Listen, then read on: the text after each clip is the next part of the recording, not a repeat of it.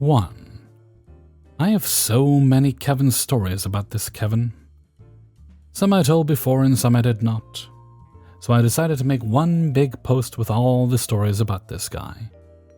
Information crucial for understanding the stories. Kevin is illiterate, married to my sister, and had 2 daughters with her. Kevin loves anime. He has the Berserk logo tattooed on his chest with big red letters and no black outline. He almost never wears a shirt and normally wears leather fedoras.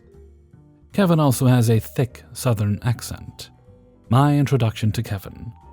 One day, many years ago, my sister was working as a waitress, and she said that one of her customers asked her boss if he could go on a date with my sister. The boss said yes. My sister described him as a very quiet and kind person. A few months later, she came up to our house to hang out and introduce us to Kevin. Our mom planned a fun day in New York City so we can spend some time with Kevin.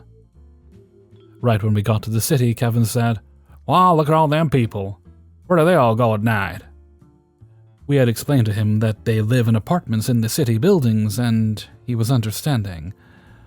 While walking around, we were passing many signs in Mandarin, and Kevin started complaining that he can't read the signs, even though he can't read English either. While walking to my sister's favorite restaurant, Kevin saw 2 men holding hands, so he pointed at them and loudly exclaimed, "Ah, damn! Now man be holding hands.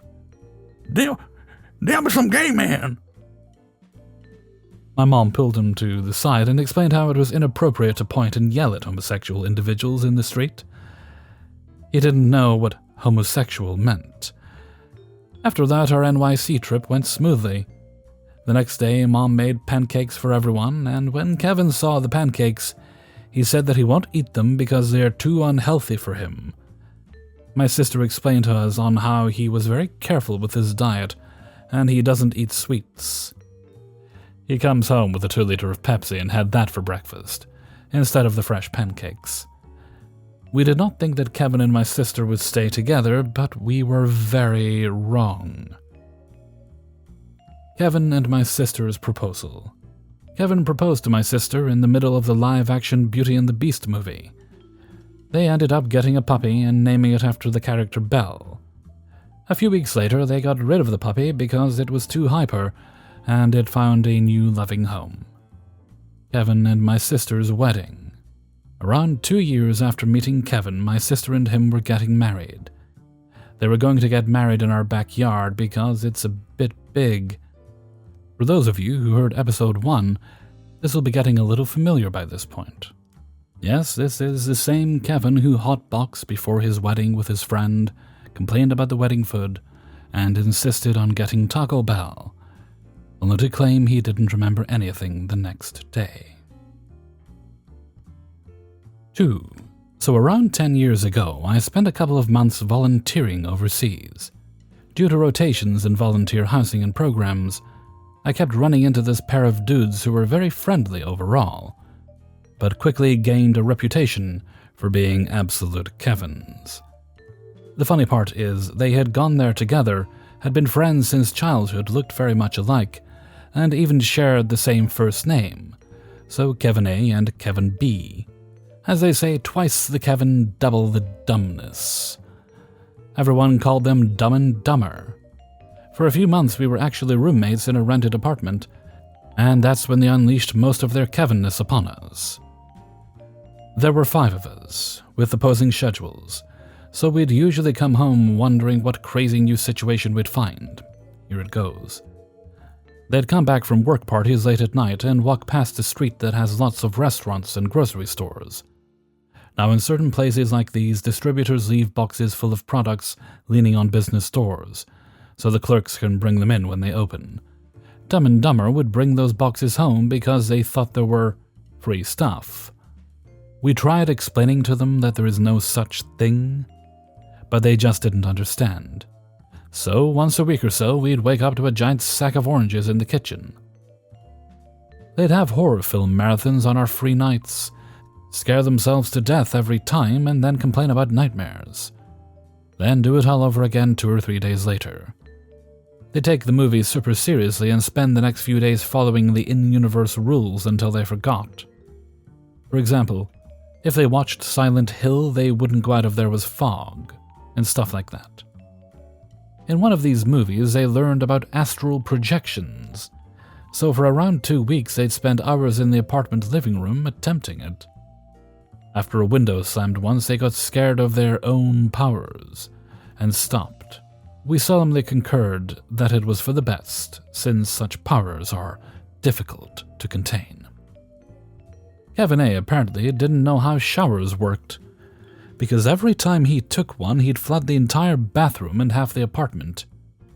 We told him to figure it out, and he did for a few days, no floods. Turns out he was using our towels and laundry to wedge the bottom of the door from the inside, making a fucking pool we'd then all have to empty with buckets. He really thought there was no other way. We then explained that he could slide the shower door to keep the water from gushing out. He just shrugged.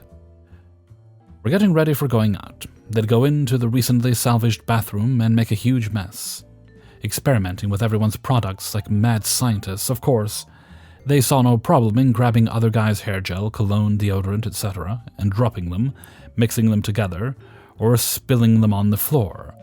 When confronted, they kindly apologized and stole a crate of products from outside a pharmacy to replace ours. They'd leave the TV turned on to the HDMI blue screen all day, and complained if someone turned it off. Their logic was that they wanted it on just in case someone wanted to watch something. They'd throw improvised after-parties and bring in people from the street, like they'd be drunk coming back home, and started inviting random people they saw, usually other drunks. They saw no problem in having complete strangers using our stuff and hanging at our place. Kevin B. would try to put metal stuff in the microwave. Pans, utensils, and ramen cups with tin-foil lids. We'd usually stop him since we, didn't want to fucking die, and he found it super annoying. He thought we were the stupidest guys on earth because it can't be that hard. So we let it happen once, and after we heard shrieks coming from the kitchen, he came out scared and apologized. They'd experiment with recipes and cook large meals, simple stuff like pasta and rice, make a huge mess, but then forget them over the stove and go eat outside. They would return home and refuse to clean up and wash the pans because we didn't even eat at home that day. Additionally, when they actually had to clean the kitchen, they'd try to trick us and put all the dirty dishes back in the cabinet instead of washing them. On the other hand, one of the other guys was studying to be a chef and took cooking very seriously. He'd make fancy dishes to share, but Dumb and Dumber were skeptical. They'd say tuna croquettes sounds a lot like cat food, and therefore probably tasted like cat food as well. Chef Guy took offense, but it was funny seeing these guys missing out on dinner. They got tired of being called dumb all the time and challenged my other two friends to an intelligence contest, where they'd ask them questions they themselves didn't know the answers to.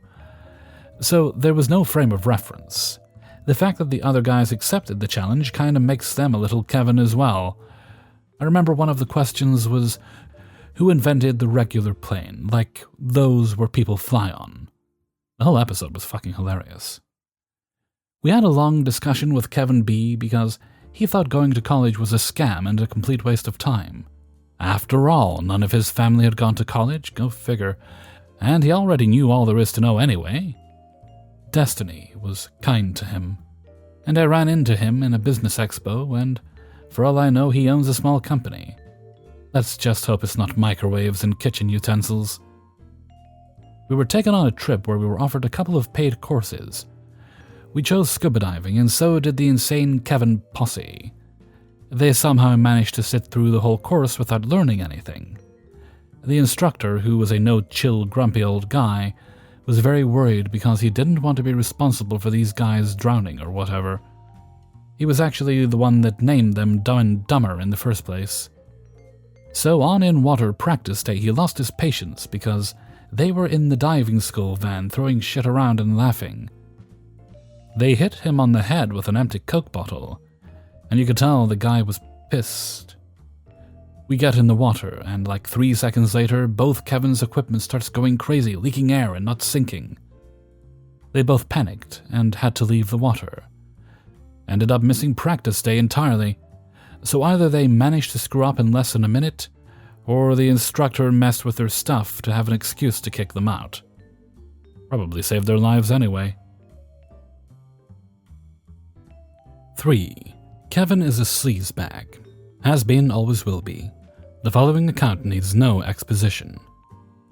Kevin, though 9 years into a serious relationship with a nice girl who once was pretty but now, after all this time with him, looks emaciated, has an impulsive proclivity to creepily and vividly explain what types of sexual acts he'd perform on his coworkers.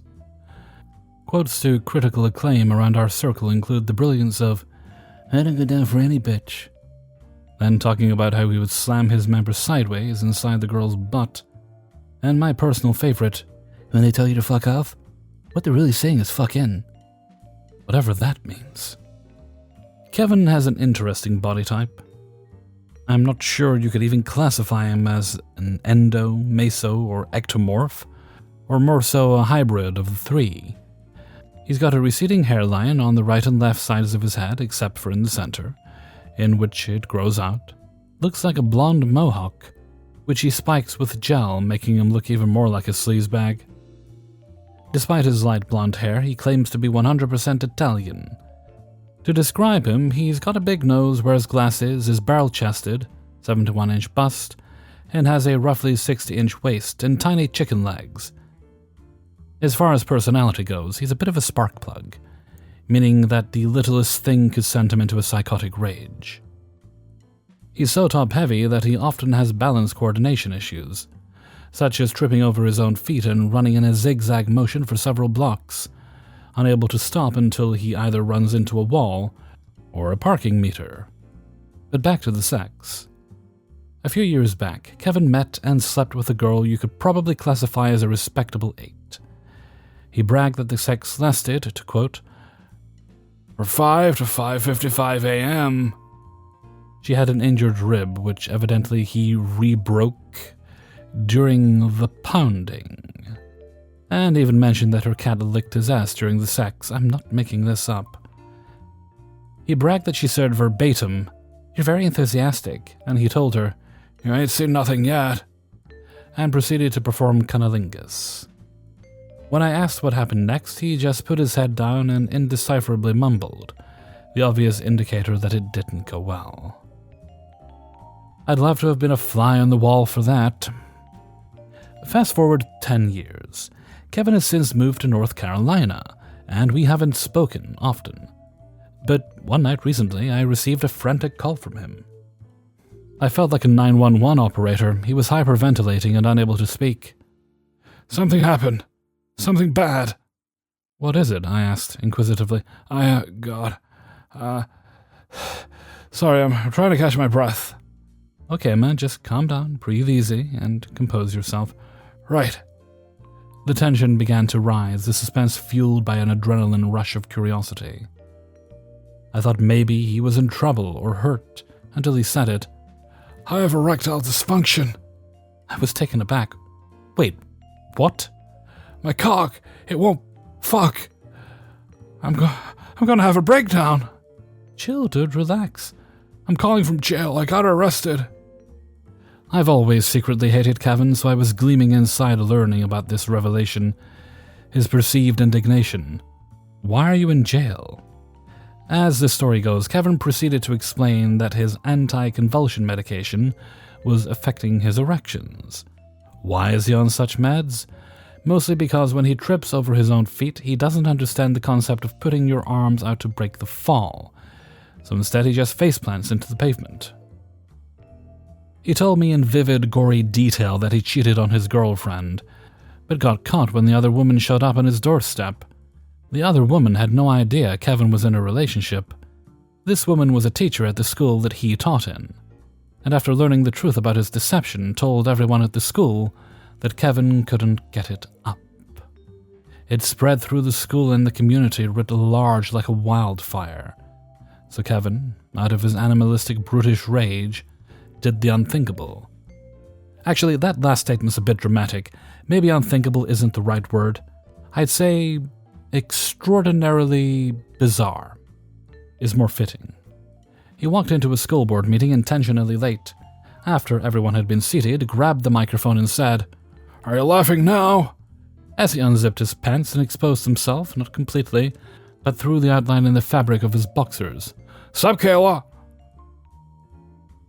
were the last words he said before bolting and being pulled over roughly 15 minutes later. Saying this aloud has me truly embarrassed that I'm even in semi-regular contact with him. The charge, indecent exposure, he was fired immediately and arrested. He spent 4 months in county jail before being released and returning home. He's been ostracized out of embarrassment. Everyone knows his story, even here in Pennsylvania. He now keeps a low profile but repeatedly posts quotes on Facebook, emphasizing certain words like, "I just had a really hard day," or $5 footlong. It's truly pathetic, but nevertheless something he'll never live down. He even posted pictures of the girl from his school and added quotes like, "It's not my fault you're too ugly to get a $5 footlong."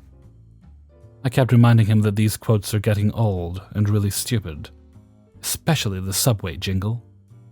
His account got suspended indefinitely because the girl threatened a lawsuit for defamation. Now he's faded back into obscurity. He's lost his teaching license and now works at a steel mill. His co-workers have dubbed him with the moniker Soft Serve. I know this because he told me, oblivious to the fact that I'm gonna post this BS anyway. This will be his legacy. 4.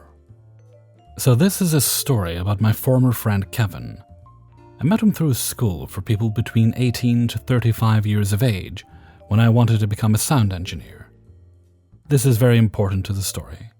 Kevin liked music and was actually a decent singer, but lacked any form of self-awareness and couldn't take any constructive criticism whatsoever.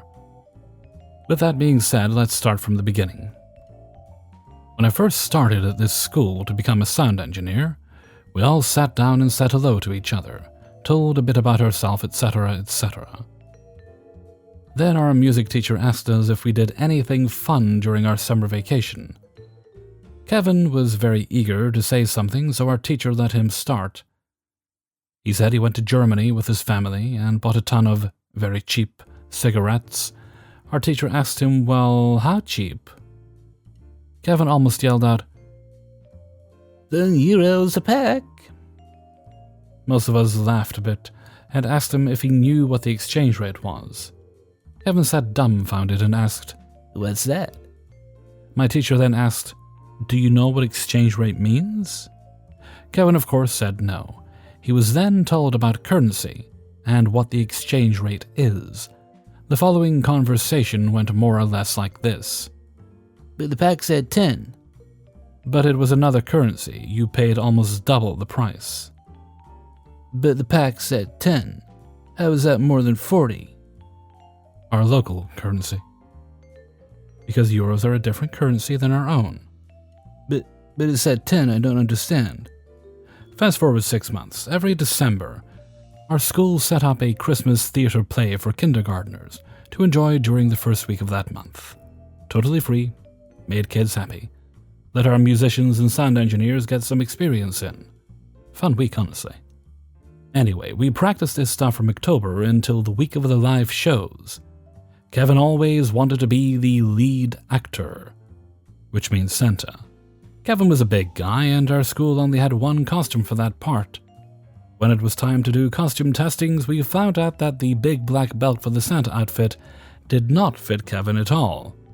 So when Kevin saw that, he flipped out. We were all yelled at. One of our guys had enough and told him, "Lose 30 kilos in 30 days or figure something else out." Later that day, our actors for the play had to practice their lines and some scenes. Kevin was pissed every time somebody took more than 0.5 seconds to react for their lines. Think Sharpay from High School Musical, that kind of diva. So he made himself very unpopular. The fun part about this is that even though he got pissed at others during practice, he was the person most notorious for forgetting his lines. Cue the live shows.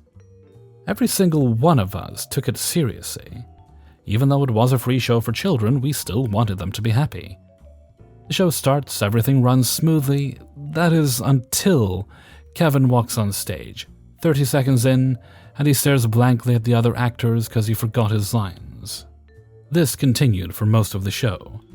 You would think that it would be stage fright, right? Right? No. Kevin did this every single day throughout the entire week. Never bothered to read the script, never bothered to ask others for advice. His excuse? I'm Santa, I'm the main lead. If you don't like me, you can fuck off. Followed by hours of Facebook updates with, nobody likes me, I'm a warrior of justice, shout out to the real bros, etc. And I'm not done. This school was for musicians, sound engineers, camera guys, even game development. We all knew we had 4 years, taking classes, visit venues, concert halls, all the big boy stuff. But of course, our regular classes were the usual thing.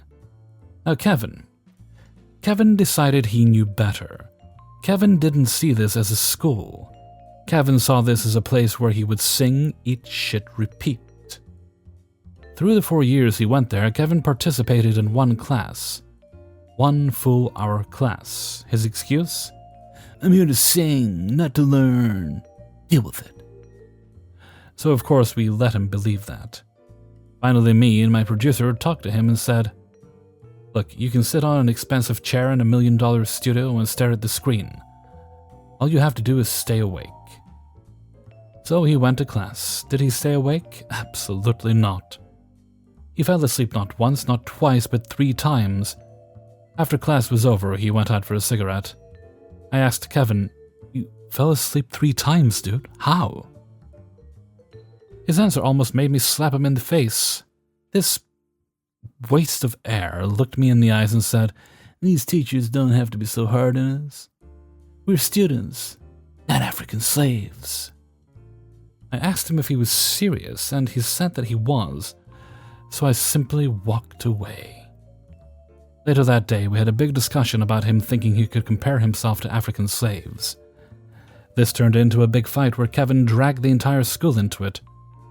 Nobody sided with Kevin's slave theory, so he got the upper management to get a meeting with Kevin, me, and 2 others. The head of the school board told me, apologize to Kevin or you won't leave my office. I told him that he would have a long day ahead of him, because I didn't want to apologize for Kevin comparing himself to slave trading. After a 30-minute staring contest, he decided that me and the leader not backing down was dumb, and that I should go back to class. I agreed and told him that football was on tonight. We both cheered for the New Orleans Saints. After this, I met Kevin outside when I was smoking. He very dumbly asked, "Can we talk?" "I cut myself with razors last night because I was so mad." I asked him why on earth he would cut himself. Kevin looked at me and said, "Because I read online that is a popular thing to do when you're sad."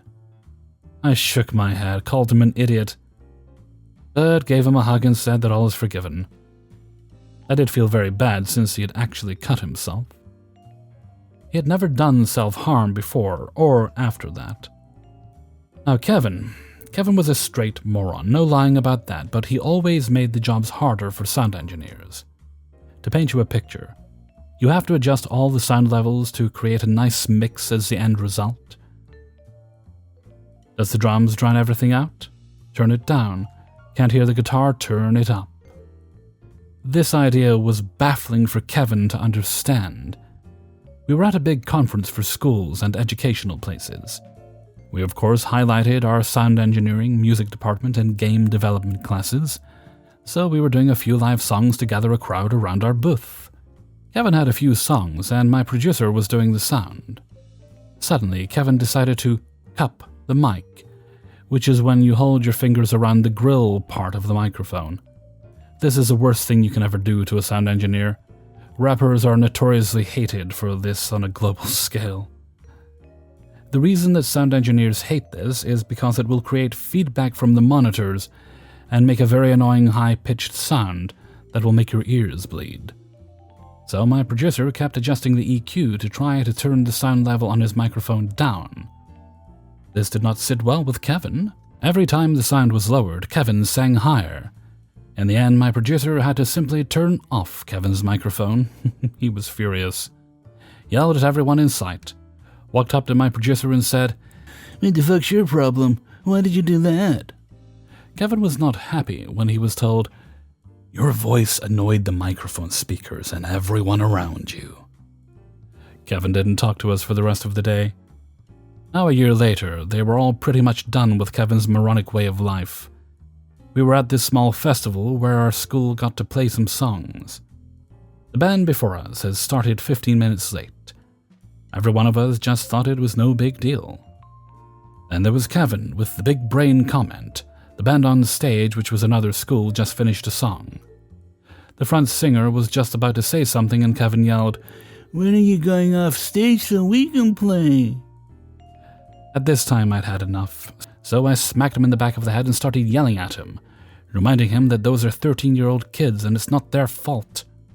He turned around and said, "My girlfriend's right there, man. I was just kidding." I just told him I didn't give a fuck, and that he should keep his mouth shut. 2 years after this, we were both done with the school. I started working. He wasn't doing anything with his life. He couldn't find a job because he expected a month's pay for 2 days' work, and working 8-hour shifts are hard.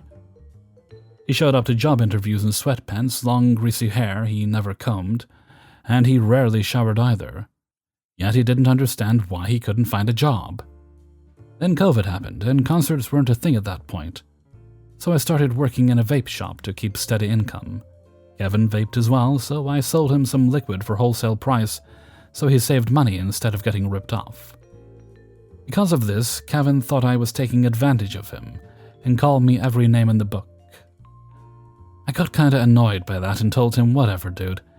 You saved more than half off everything because of me." So by me saying that, Kevin called me a racist. Kevin was a German immigrant and told me that I hated Germans. So I blocked him and haven't talked to Kevin since. 5. I have a friend and co-worker who is a Kevin, and we often get food together on the way home from work. Now, he is an alright guy, if a little much at times. But my god, the most recent trip was truly something. We went to Taco Bell tonight, and I told him that I will cover the meal, so we can just have it all in one order. I mostly wanted to do this because it was late and I didn't want them to cut us off if we tried to make 2 separate orders. This has happened to me before.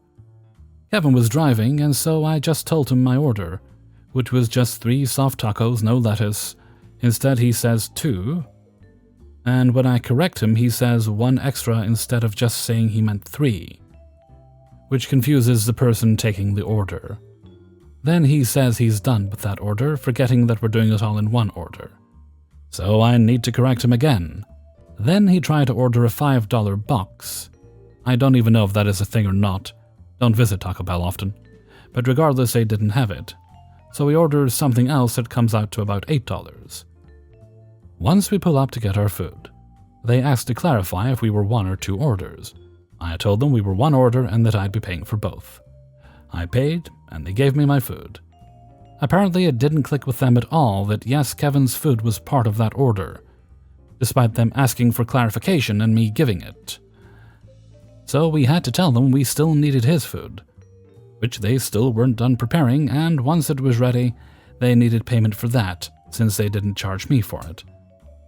I assume I was prepared to pay for it like I had intended, but Kevin begins gathering up some loose change and says he has it. I ask him to make sure if he had the correct amount of money, because I know for a fact he can't count. He said yes. Well, it turns out he was $3 short, since he only had enough for a $5 box, which he didn't get, because they didn't have it. The only reason he was so sure he had enough was because apparently he had asked one of our other co-workers to count it and tell him if he had enough money for Taco Bell. But again, He asked if he'd have enough for a $5 box, which again he wasn't getting. So I not only had to cover the whole bill, but had to be out there for this whole awkward affair. All for some bland tacos that didn't sit well in my stomach. Hey everybody, Hellfreezer here, and thank you very much for listening to A Cacophony of Kevins, Episode 3. And thank you very much to everybody who allowed me to use their stories in this video. And a special thanks goes out to the author of story number 1, who was very kind enough to allow me to use the expanded version of their original story, the one about the wedding. Righty, let's see. This will be, I think, Sunday this goes up. And so Sunday is 17th. Okay, no shoutouts. Shoutouts tomorrow. So with that, we'll move right along to Hellfreezer's question of the day. And today's question is: foods from other countries you've never tried but you would really like to. For me, it's Japanese Kit Kats, right? I like Kit Kats. We have them in the UK. We have about 3 or maybe 4 different varieties. Haven't checked recently. We've got the regular, we've got orange, I think sometimes we've got mint, and occasionally you can find white chocolate. But they've got so many flavors in Japan, and I'm kind of jealous. They're smaller, but that doesn't bother me. So I'm always quite tempted to see if I can get a little pack of them, but I can never find a pack with enough different kinds in it. Maybe one day, but what are some of the ones that you think you'd enjoy that you haven't tried yet? Or maybe ones that you took a chance on and you did try and you really liked? Leave your answers in a comment below. Okay, and with that, I'm going to head off for now. So until next time, thank you very much for listening, and take very good care of yourself.